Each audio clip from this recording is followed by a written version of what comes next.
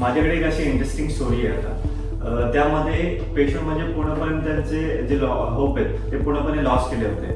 तर त्या केसमध्ये पण कसं झालं की पेशंटला सडन हिअरिंग लॉस झाला होता.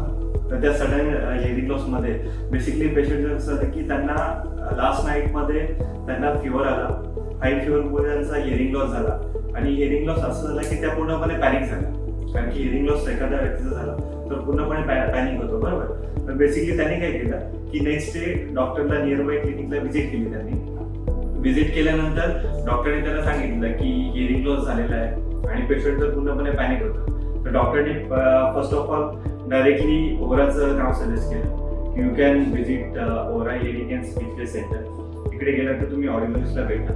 ऑडिओलॉजिस्टला भेटल्यानंतर ते तुमची टेस्ट करतील, प्युअर ऑटोमॅटिक टेस्ट करतील. त्याच्यामध्ये आपण त्यांची हिअरिंग कॅपॅसिटी चेक करू शकतो.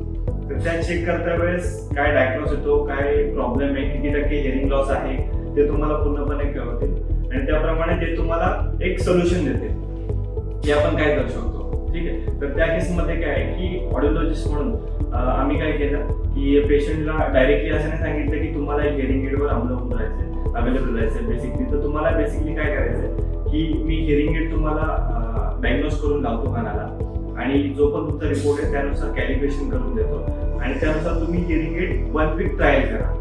ठीक आहे. असं नाही की डायरेक्टली आपण त्यांना हिअरिंग एड इन्स्टॉल करू शकतो. तुम्ही फर्स्ट ऑफ ऑल फिटिंग करण्याआधी 1 वीक तुम्ही ट्राय करा.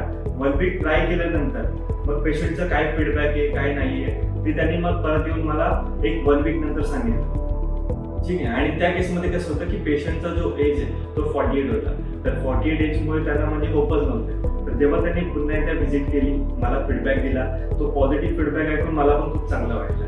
मग त्याच्यामध्ये आल्यानंतर त्यांनी मला म्हणजे सगळं फीडबॅक दिल्यानंतर मग त्या पुढची प्रोसेस आम्ही केली. त्यांच्यासाठी नवीन हिअरिंग एड ऑर्डर केली आणि नंतर पण त्यांनी मला व्हिजिट करून मला सांगितलं की डे टू डे लाईफमध्ये मला खूप इम्प्रूव्हमेंट वाटली आणि मला खूप कॉन्फिडन्स होते.